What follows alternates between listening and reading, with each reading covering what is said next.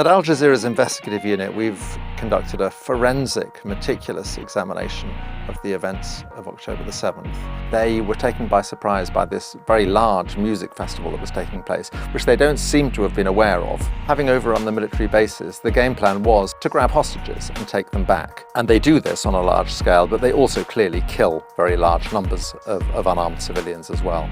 The Israelis were then extraordinarily slow to respond. Now, they scramble Apache helicopters, but there's no ground control. It's pretty clear that in the chaos, some hostages at least were hit by Apache helicopter fire. We've identified 27 people who were clearly taken hostage, taken captive, and were taken away from their homes, but never made it to the fence, died somewhere between their homes and the fence. There's a fair chance that a number of them were killed by Apache helicopters. Within the kibbutzes, we've identified 18 people who were pretty much certainly killed by the police and the army as they arrived. 12 of them a specific incident in kibbutz Be'eri, where you have a large number of gunmen, around 40 gunmen, holed up in a house with 13 hostages. A tank is brought in and opens fire on the house. There are 2 survivors from this incident, which is why we know about it. There may be other incidents we don't know about because everyone was killed, but there are 2 survivors from this who spoke to Israeli media. There's a common sense thing. You just have to look at the scale of the destruction, and it's clear that 1,200 men armed with rocket-propelled grenades and machine guns did not do all of this.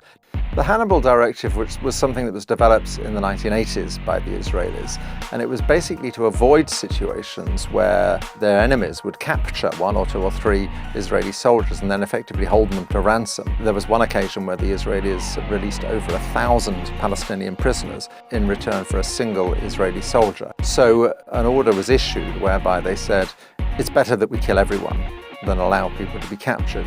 Now, this was supposedly rescinded several years ago, but at midday on October the 7th, the army revived the Hannibal Directive, put it into effect. The days immediately after is to do with babies. The most dramatic one is we see an allegation that there were 40 babies killed, many of them beheaded. This is very simple to deal with because we have a comprehensive list of the dead.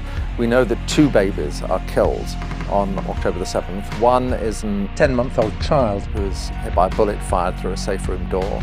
The other is a child who dies after an emergency cesarean, a Bedouin child, in fact.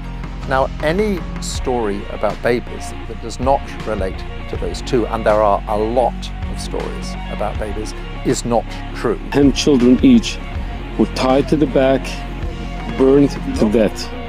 You then see a phone call which Netanyahu makes to President Biden, where he repeats this story. In fact, he embellishes it. They took dozens of children, bound them up, burned them, and executed them. Terribly important, this, because it was entirely untrue. We know the house he's talking about. He's talking about the house in kibbutz Be'eri, which was the house that was stormed by Israeli police and military, and where it is almost certain that all of the hostages were killed by the Israeli police and military. There were 2 children there, 2 twins, but no other children, so we know the story is untrue.